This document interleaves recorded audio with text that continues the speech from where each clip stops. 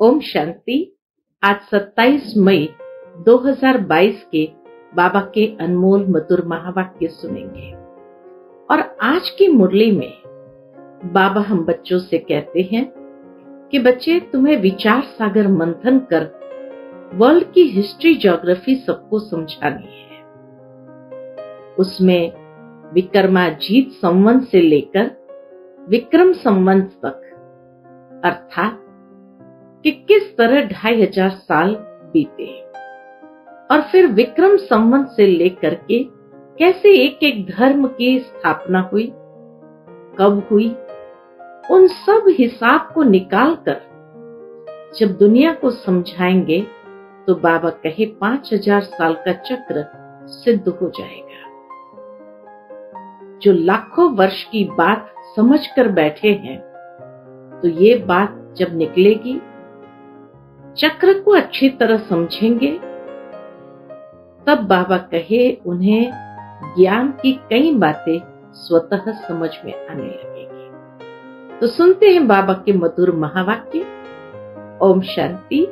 मीठे बच्चे, विचार सागर मंथन कर भारत की हिस्ट्री ज्योग्राफी और नई दुनिया का संवत सिद्ध कर बताओ तो कल्प की आयु सिद्ध हो जाएगी।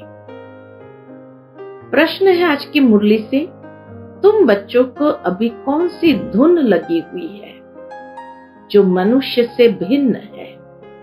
उत्तर, तुम्हें धुन है कि विश्व का बेड़ा जो डूबा हुआ है उसे हम सैल्वेज करें, सबको सच्ची सच्ची सत्यनारायण की कथा व अमर कथा सुनाए जिससे सबकी उन्नति हो। इतने बड़े बड़े महल, बिजली आदि सब कुछ है, परंतु उन्हें ये पता नहीं है कि ये सब आर्टिफिशियल झूठी उन्नति है। सच्ची उन्नति तो सतयुग में थी, जो अब बाप आकर करते हैं। आज की मुरली से पहले गीत बजा है, आखिर वह दिन आया आज। ओम शांति। कौन आया? बाबा कहे गरीब निवास आया तो सही, गरीब निवास आया तो सही, परंतु कोई सही तिथि तारीख नहीं लिखते हैं। कोई डेट संवत तो होना चाहिए ना। जैसे बताते हैं कि आज फलानी तारीख, फलाना मास, फलाना संवत है। गरीब निवास कब आया यह लिखा नहीं है। जैसे लक्ष्मी नारायण सतयुग आदि में थे तो उनका भी संवत होना चाहिए। इनका फलाने संवत में राज्य था। लक्ष्मी नारायण का भी संवत है और भी सबके अपने अपने संवत हैं। हर धर्म वालों का अपना एक कैलेंडर है, तो हर एक का बाबा कहे अपना अपना संवत है। गुरु नानक का भी लिखा होगा कि फलाने संवत में जन्म लिया। संवत बिगर पता नहीं पड़ता।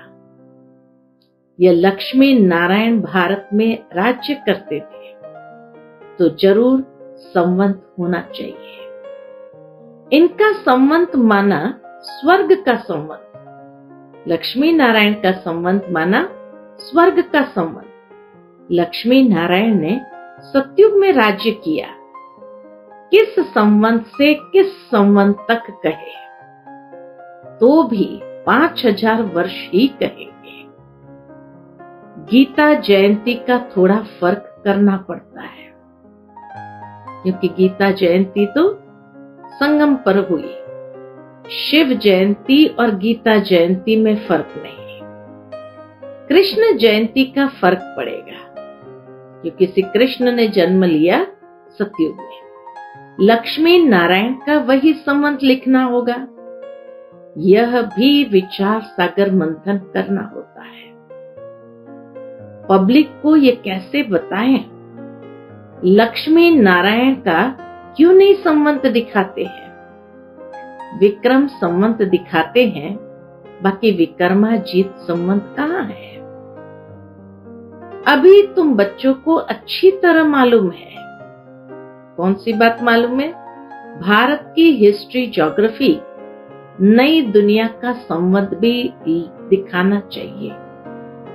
भारत की हिस्ट्री ज्योग्राफी नई दुनिया का संवत भी दिखाना चाहिए। नई दुनिया में राज्य था आदि सनातन देवी देवताओं का, तो उनका संवत भी कहेंगे। हिसाब करेंगे तो उनको 5000 वर्ष हुआ। यह सिद्ध कर बताने से कल्प की आयु सिद्ध हो जाएगी और लाखों वर्ष जो लिखा है वह झूठा हो जाएगा। यह बातें बाप आकर समझाते हैं। जो मनुष्य सृष्टि का बीज रूप है, सृष्टि के आदि मध्य अंत को जानने वाला है। लक्ष्मी नारायण की डिनाइस्टी को 5000 वर्ष हुआ और 3750 वर्ष हुए राम सीता को। फिर आगे उनकी डिनाइस्टी चली। फिर विक्रम संवत शुरू होता है। विक्रम राजा का जो संवत है वह भी राइट नहीं है। जो बताया गया है बाबा कहे वो राइट नहीं है। बीच में कुछ वर्ष गुम है। होना चाहिए 2500 वर्ष। इस्लामी बौद्धि का भी थोड़ा समय पीछे शुरू होता है। इन्होंने 2000 वर्ष से अपना संवत दिया है। इस्लामी बौद्धि का भी बाबा कहे पीछे शुरू होता है। इन्होंने 2000 वर्ष से अपना संवत दिया है। तुम जानते हो हम सभी देवी देवता थे जो चक्कर लगाकर अब ब्राह्मण बने हैं। यह हिस्ट्री ज्योग्राफी अच्छी तरह समझानी है। ब्राह्मण से फिर देवता बनते हैं। हिस्ट्री ज्योग्राफी समझते हो तो संवत भी समझना पड़े। सीढ़ी के चित्र में संवत लिखा हुआ है। भारत का संवत ही गुम हो गया है। जो पूज्य थे उनका संवत ही गुम कर दिया है। पुजारियों का संवत शुरू हो गया है। देखो अशोक पिलर कहते हैं। द्वापर में अशोक यानी शोक रहित तो कोई है नहीं। अशोक पिल्लर तो आधा कल्प सतयुग त्रेता तक चलता है। उनकी ये महिमा है। शोक पिल्लर की महिमा नहीं है। यहां तो दुख ही दुख है। अशोका होटल नाम रखा है परंतु है नहीं। अशोका यानी शोक रहित तो कोई है नहीं। आधा कल्प क्षण भंगुर सुख को अशोक कह देते हैं। थोड़ा बहुत जो सुख भोगा उसको अशोक कह देते हैं। यहां अशोक कुछ है नहीं। मांस मदिरा गंध खाते रहते हैं। कुछ भी समझते नहीं कि हम दुखी कैसे हुए, कारण क्या है। अभी तुम समझते हो। यह बातें सुनेंगे वही जो कल्प पहले स्वर्ग में सुखी थे। जो वहां थे नहीं वह सुनेंगे भी नहीं। जिन्होंने भक्ति पूरी की होगी वह कुछ न कुछ आकर शिक्षा लेंगे। नॉलेज को सुनकर लोग खुश होंगे। चित्र भी क्लियर है, संबंध भी लिखा हुआ है। ब्रह्मा विष्णु का जन्म भी तो यहाँ होना चाहिए।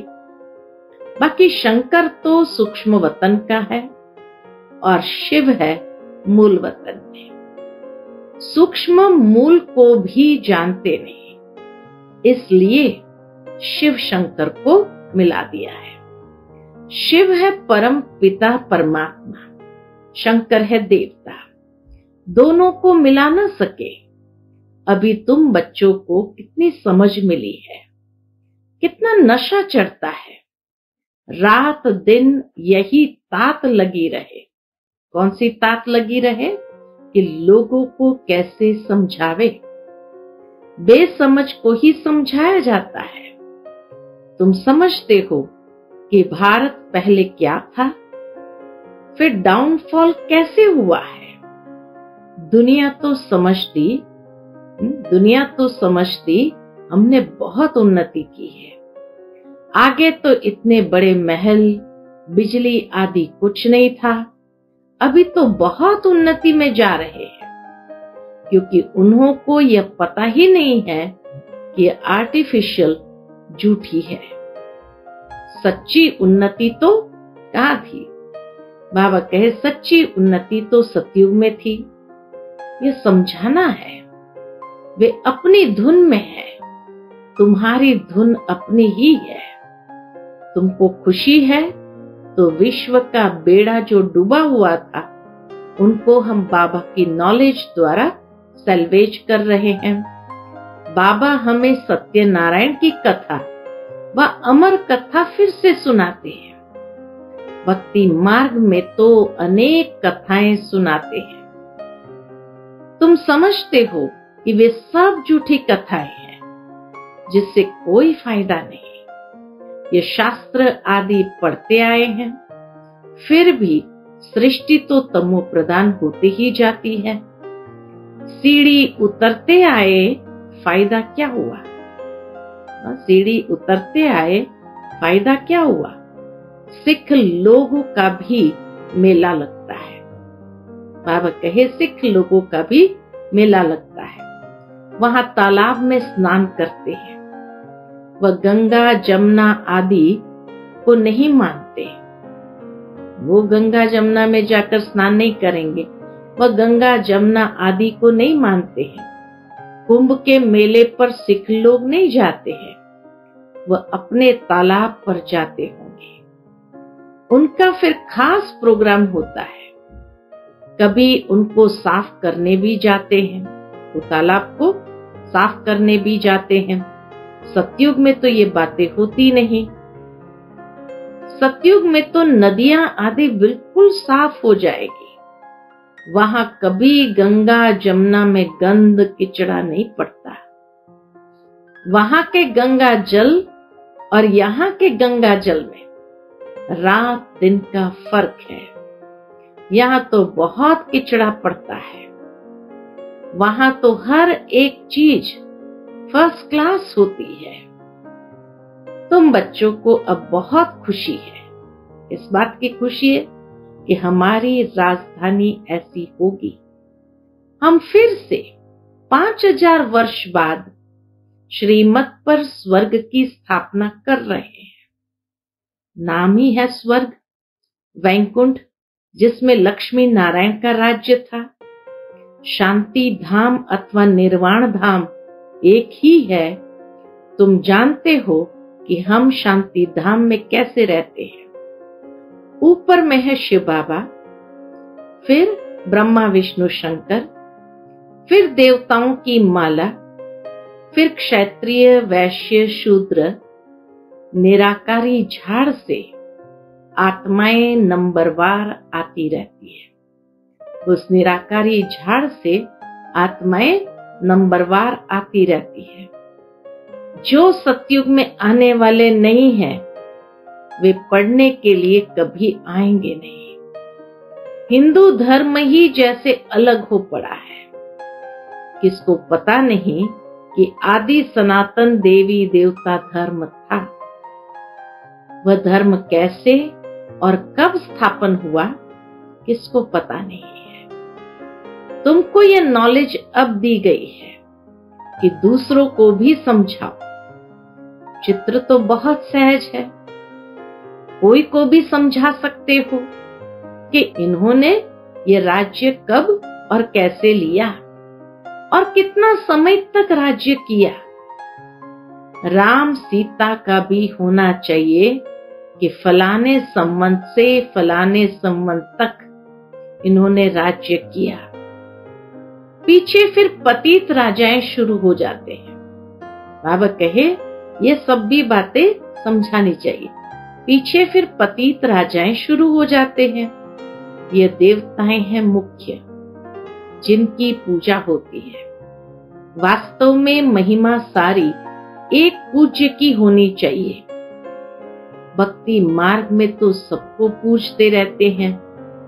अपने अपने समय पर हर एक की महिमा होती है। मंदिरों में जाकर पूजा आदि करते हैं, परंतु उनको जानते बिल्कुल ही नहीं। अभी तुम समझाते हो तो सुनकर खुश होते हैं, तब तो सेंटर्स खोलते हैं। समझते हैं कि इस नॉलेज से हम 100 देवता बनेंगे। बाप ने गरीबों को आकर शाहूकार बनाया है। बाप आकर बच्चों को समझाते हैं, बच्चे फिर औरों को समझाकर उन्हों का भाग्य खोले। बाप ने बच्चों को समझाया, बच्चे फिर औरों को समझाकर उन्हों का भाग्य खोले।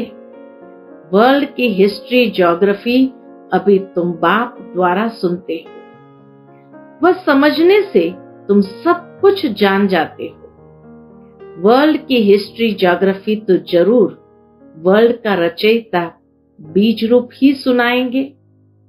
वही नॉलेजफुल है। वह है निराकार शिव। देहधारी को भगवान रचयिता कह नहीं सकते। निराकार ही सभी आत्माओं का पिता है। वह बैठ आत्माओं को समझाते हैं। क्या समझाते? मैं परम धाम में रहने वाला, अभी मैं इस शरीर में आया हूं। मैं भी आत्मा हूं, लेकिन कैसी आत्मा है? मैं बीज रूप नॉलेजफुल होने के कारण तुम बच्चों को समझाता हूं। इसमें आशीर्वाद, कृपा आदि की कोई बात नहीं है। न अल्पकाल सुख की बात है। अल्पकाल का सुख तो लोग दे देते हैं। दुनिया में मनुष्य मनुष्य को दे देते हैं। एक को कुछ फायदा हुआ, दुनिया में अगर किसी ने आशीर्वाद देकर के अल्पकाल का सुख पाया, तो एक को कुछ फायदा हुआ तो बस नाम चढ़ जाता है। तुम्हारी प्राप्ति तो 21 जन्मों के लिए है। सो तो सिवाय बाप के ऐसी प्राप्ति कोई करा न सके। 21 जन्मों के लिए निरोगी काया कोई बना न सके। भक्ति मार्ग में मनुष्य को थोड़ा भी सुख मिलता है तो क्या होता है? खुश हो जाते हैं। यहाँ तो 21 जन्म के लिए प्रारब्ध पाते हैं, तो भी बहुत है जो पुरुषार्थ नहीं करते। उन्हों की तकदीर में नहीं है। तदबीर तो सभी को एक समान ही कराते हैं। उस पढ़ाई में तो कभी अलग टीचर भी मिल जाते हैं, ट्यूशन क्लासेस कराने। यह तो एक ही टीचर है। बल तुम खास बैठ समझाते होंगे, लेकिन नॉलेज तो एक है। सिर्फ हर एक के उठाने पर मदार है। कैसे वो उठाते हैं नॉलेज, उस पर मदार है। तो बाबा कहे सिर्फ हर एक के उठाने पर मदार है। यह भी एक कहानी है जिसमें सारा राज आ जाता है। बाबा सत्यनारायण की कथा सुनाते हैं। तुम अंगे अक्षर, सिंधी में है तुम अंगे अक्षरे, अर्थात अंगे अक्षर, तिथि, तारीख सब सुना सकते हो। कोई कोई सत्यनारायण की कथा सुनाने वाले नामी ग्रामी होंगे, उनको सारी कथा कंठ हो जाती है। तुम फिर यह सच्ची सत्यनारायण की कथा कंठ कर लो, बहुत सहज है। बाप पहले तो कहते हैं मन मना भव, फिर बैठ हिस्ट्री समझाओ। पहले मन मना भव, फिर बाबा कहे बैठ के हिस्ट्री समझाओ। इन लक्ष्मी नारायण का तो संबंध बता सकते हो ना? आओ तो हम आपको समझावे कि बाप कैसे संगम युग पर आते हैं। ब्रह्मा तन में आकर सुनाते हैं। किसको? ब्रह्मा मुख वंशावलियों को, जो फिर देवता बनते हैं। 84 जन्म की कहानी है। ब्राह्मण सो देवता बनते हैं। पूरी नॉलेज है। यह सुनकर फिर बैठकर रिपीट करो। तो बुद्धि में सब आ जाएगा कि हम देवता थे, फिर ऐसे चक्कर लगाया। यह है सत्यनारायण की कथा। कितनी सहज है। सारा सृष्टि चक्र समझाओ, फिर कहो ये है सत्यनारायण की कथा। कितनी सहज है। कैसे राज्य लिया, फिर कैसे गंवाया, कितना समय राज्य किया। लक्ष्मी नारायण और उनका कुल घराना था ना, सूर्यवंशी घराना, फिर चंद्रवंशी घराना, फिर संगम पर बाप आकर शूद्र वंशियों को क्या करते, ब्राह्मण वंशी बनाते हैं। ये सच्ची सच्ची कथा तुम सुन रहे हो। सतयुग में लक्ष्मी नारायण के हीरे जवाहरों के महल थे। अभी तो क्या है, बाप ने यह तो कथा सुनाई है ना, बाबा ने तो ये कथा सुनाई है ना। अब बाप कहते हैं मुझे याद करो, तो खाद निकल जाएगी। जितना खाद निकलेगी उतना ऊंच पद पाएंगे। नंबरवार समझते हैं। सभी बच्चे एक जैसा तो नहीं समझेंगे, नंबरवार समझते हैं। बाबा जानते हैं कि कौन कौन अच्छी रीति बुद्धि में धारण कर सकते हैं। समझाने में कोई तकलीफ नहीं है, बिल्कुल सहज है।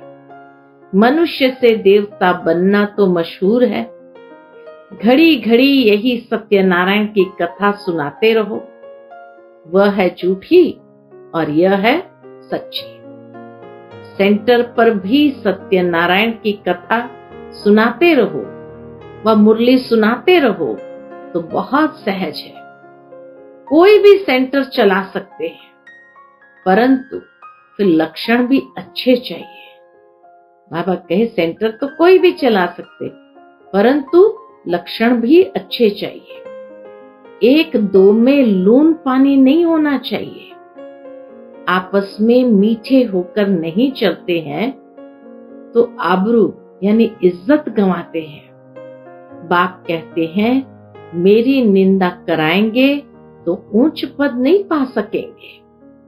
उन गुरुओं ने फिर अपने लिए कह दिया कि गुरु का निंदक ठौर न पाए। अब तो वह कोई ठौर बताते नहीं कि कौन सा ठौर नहीं पाएंगे, वो तो बताते नहीं। ठौर बताने वाला तो एक ही है, उसकी निंदा कराएंगे तो नुकसान के भागी बन जाएंगे। फिर पद भी भ्रष्ट हो पड़ता है। काला मुंह करते हैं तो अपनी सत्यानाश करते हैं। ऐसे भी है जो हार खा लेते हैं, फिर कोई तो सच्चाई से लिखते हैं, कोई झूठ भी बोलते हैं। अगर सच्ची कथा सुनाते रहे तो बुद्धि से झूठ निकल जाए। ऐसी चलन नहीं चलनी चाहिए जिससे बाप की निंदा हो। जिनकी ऐसी अवस्था है वह जहां भी जाते हैं ऐसी चलन चलते हैं। खुद भी समझते हैं कि हम सुधर नहीं सकेंगे, तो फिर राय दी जाती है। क्या राय दी जाती है उनको फिर कि घर गृहस्थ में रहो, जब धारणा हो जाए तो फिर सर्विस करना। घर में रहेंगे तो तुम्हारे ऊपर इतना पाप नहीं चढ़ेगा। यहाँ बाबा के सेंटर पर रह करके निंदा कराएंगे तो बोझ बहुत चढ़ता है। तो बाबा फिर ऐसे लोगों को राय देते हैं घर में रहो, घर गृहस्थ में रहो, धारणा हो जाए फिर सर्विस करना। घर में रहेंगे तो तुम्हारे ऊपर इतना पाप नहीं चढ़ेगा। यहाँ फिर ऐसी कॉमन चलन चलते हैं तो निंदा करा देते हैं। इससे तो गृहस्थ व्यवहार में कमल फूल समान रहना अच्छा है। अच्छा, मीठे मीठे सिकिलते बच्चों प्रति माता पिता बाप दादा का याद प्यार और गुड मॉर्निंग। रूहानी बाप की रूहानी बच्चों को नमस्ते। हम सब रूहानी बच्चों की रूहानी माता पिता बाप दादा को याद प्यार, गुड मॉर्निंग और नमस्ते। नमस्ते। शुक्रिया बाबा, शुक्रिया।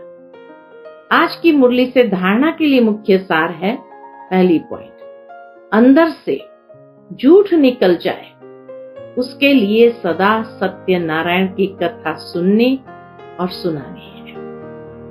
कभी ऐसी चलन नहीं चलनी है जो बाप की निंदा हो। दूसरी पॉइंट, आपस में बहुत मीठा होकर रहना है, कभी लून पानी नहीं होना है। अच्छे लक्षण धारण कर फिर सेवा करनी है। आज का बाप दादा का मधुर वरदान हम बच्चों के प्रति है, ब्राह्मण जीवन में बधाइयों की पालना द्वारा सदा वृद्धि को प्राप्त करने वाले पद्मा पदम भाग्यवान भव। ब्राह्मण जीवन में बधाइयों की पालना द्वारा सदा वृद्धि को प्राप्त करने वाले पद्मा पदम भाग्यवान भव। संगम युग पर विशेष खुशियों भरी बधाइयों से ही सर्व ब्राह्मण वृद्धि को प्राप्त कर रहे हैं। ब्राह्मण जीवन की पालना का आधार बधाइयां हैं। बाप के स्वरूप में हर समय बधाइयां हैं। शिक्षक के स्वरूप में हर समय शाबाश शाबाश का बोल पास विथ ऑनर बना रहा है। सतगुरु के रूप में हर श्रेष्ठ कर्म की दुआएं सहज और मौज वाली जीवन अनुभव करा रही है।